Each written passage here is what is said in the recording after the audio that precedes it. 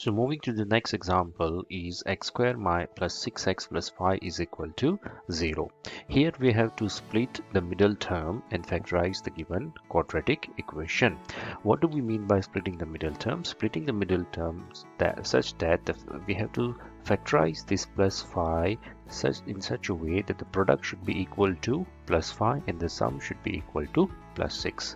Now what are the factors of 5? We only know the one pair of factor. The factor of 5 is 5 times 1, but we can create 4 different terms by giving appropriate plus and minus sign in such a way. So 5 can be factorized as plus 5 into plus 1, minus 5 into minus 1, plus 5 into minus 1, and minus 5 into plus 1. But what is the requirement?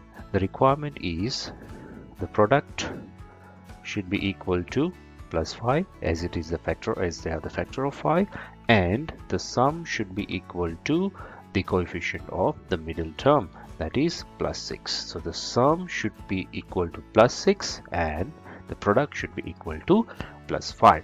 Now out of this 4 pair we can directly rule out these 2 pairs.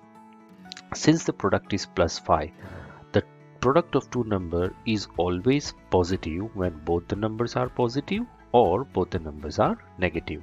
If one of them is negative, the product can never be positive. So we can rule out these 2 pairs directly. Now from these 2 pairs we have to determine which one is the correct one, such that the product is plus 5. For these 2 pairs the product is plus 5, but which one of the pair will give plus 6? So let us see. If you add 5 and 1, that is plus 5 and plus 1, the product is plus 6. Sorry, the sum is plus 6. And if you add minus 5 and minus 1, the sum is minus 6. But we require plus 6, so this is our required pair. So the required pair is plus 5 into plus 1. If you multiply plus 5 and plus 1, we will get plus 5. And if you add plus 5 and plus 1, you will get plus 6.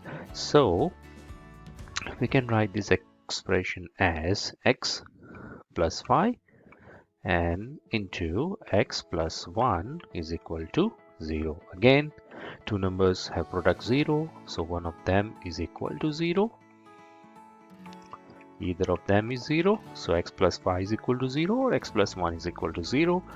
So we can say, to solve this, we add minus 5 to both the sides, so x is equal to minus 5. We add minus 1 to both the sides, so x is equal to minus 1. So minus 5 and minus 1 are the roots of this equation. Let us see the next example and try to practice out some more. The same equation, it's the same type of question. Here we have to split plus 6, or we have to factorize plus 6, and we have to find the factor of 6 such that the sum is minus 5. Now we know that we have 2 factors of 6, 2 pairs. One is 6 times 1, other is 3 times 2. So which one is suitable? So the condition is sum should be equal to the coefficient of the middle term, that is minus 5 here, and the product should be equal to 6. Let us try out this first. So we have to factorize 6. So factors of 6 are 6 times 1, and these are the different combination. So we need product 6.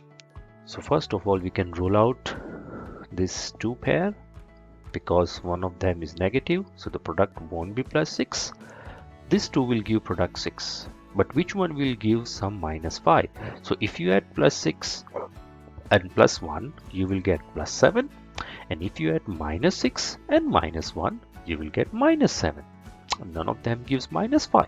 So we can say that by using this pair, 6 is equal to 6 times 1 gives product 6, but sum minus 5, no sum as minus 5. So let us try with the second pair, that is 3 times 2.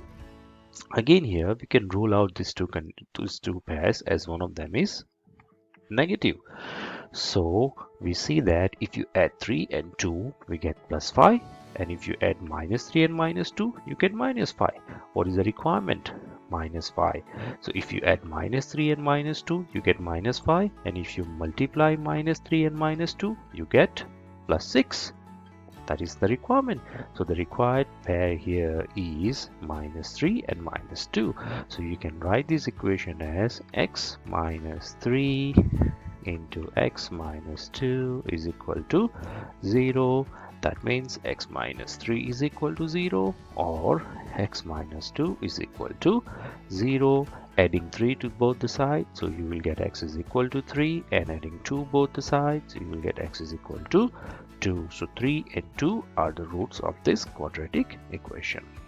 Now let us move to the next example. Here we need to reset the terms and try to write the expression in the standard form.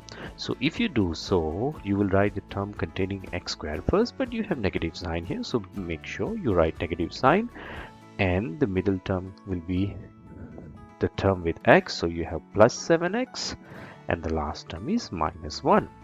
Now still this doesn't look appropriate or good and compared to standard form. So what we're gonna do, we're gonna multiply -1 on both the side. So you can just simply write this step for understanding purpose. So what this become, if you multiply -1 to these terms, the sign will get reverted. So it will be x squared minus 7x plus 12, and what is -1 times 0? 0. So now this looks good. Now again we have to find the factors of plus 12 such that the product is plus 12 and the sum is -7. So what are the factors of 12? We have a lot of factors of 12. 12 can be written as 12 times 1. 12 can also be written as 6 times 2. 12 can also be written as 4 times 3.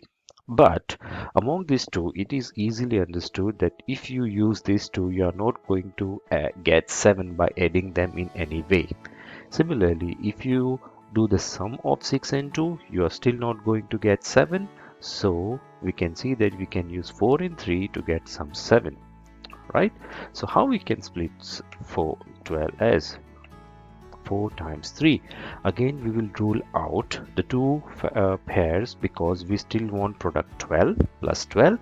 So these two pairs are ruled out as they have one of them is negative, okay, and the product is -7. So sorry, sum is -7. So if you add plus 4 and plus 3, sum is 7. If you add -4 and -3, it is -7. Both of them will give product as plus 12, but this one gives sum as -7, which is our requirement. So we can write this as, so our required pair is -4 and -3. X minus 4 into x minus 3 is equal to 0. That means x minus 4 is equal to 0, or x minus 3 is equal to 0.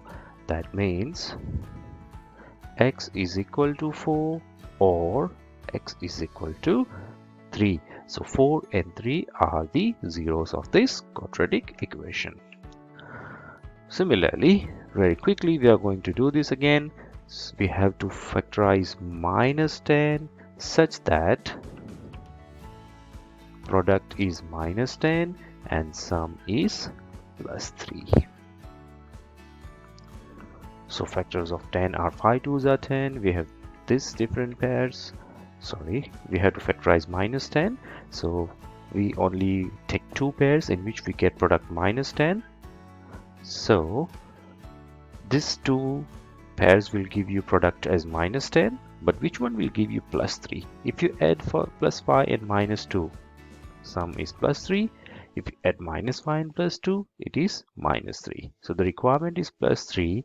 So this is the required pair. So we can write this equation as x plus 5 into x minus 2 is equal to 0.